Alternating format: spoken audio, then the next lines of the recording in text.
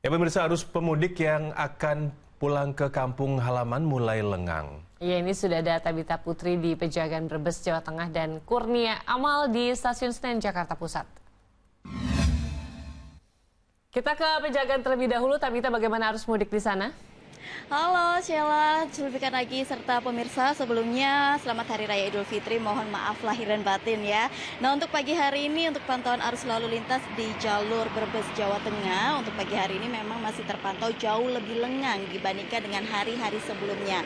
Mengingat untuk saat ini mungkin kebanyakan warga Brebes maupun para pemudik yang biasa melalui kawasan ini masih bersiap-siap melakukan sholat Id.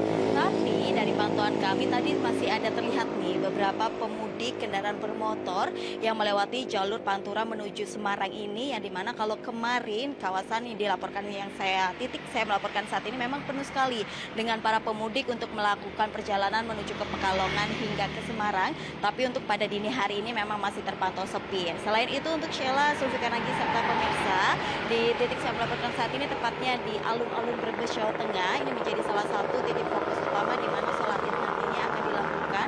Sekitar persiapannya ini akan dilakukan pada pukul 6 hingga 7 pagi, kemudian akan dilanjutkan dengan kegiatan sholat Id.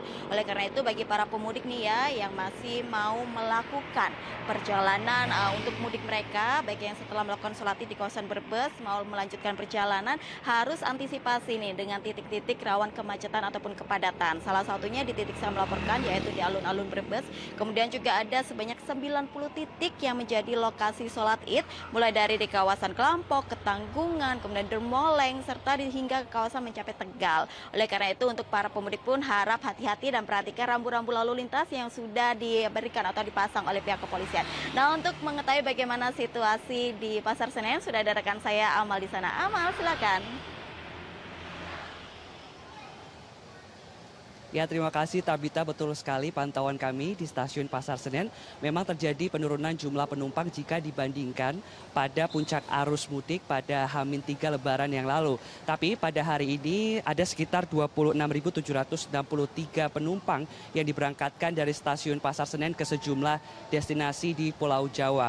Adapun untuk puncak arus balik diprediksi akan terjadi pada tanggal 5 hingga 6 April 2025 yang akan datang. Dan untuk saat ini memang situasi di stasiun Pasar Senen ini masih cukup ramai. Tapi kalau kita lihat pada malam takbiran kemarin ini sempat mengalami penurunan. Sejumlah para penumpang ini mengaku memilih untuk pulang pada malam takbiran dan juga pada hari Raya Idul Fitri 1446 Hijriah karena memang masih atau baru saja mendapatkan cuti atau libur.